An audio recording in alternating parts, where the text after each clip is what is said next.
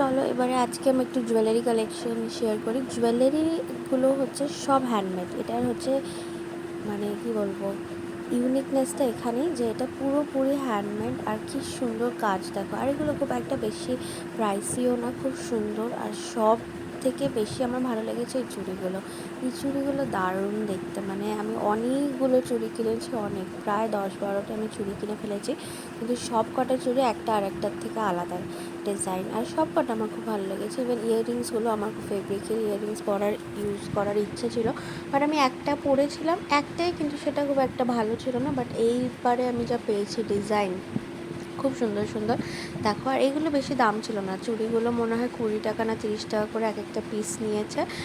আর ওই যে যে চোকার দুটো দেখালাম, ওই চোকার দুটো তো খুব সুন্দর। আর একটা এরকম সেট কিনেছি, এইটা আমি অর্ডার দিয়ে বানিয়েছি কাস্টমাইজ করিয়ে, যেহেতু আমার একটা দরকার ছিল ব্লু আর পিঙ্কের মধ্যে, তো সেটা বানিয়েছি। এটাও খুব সুন্দর হয়েছে ডিজাইনটা।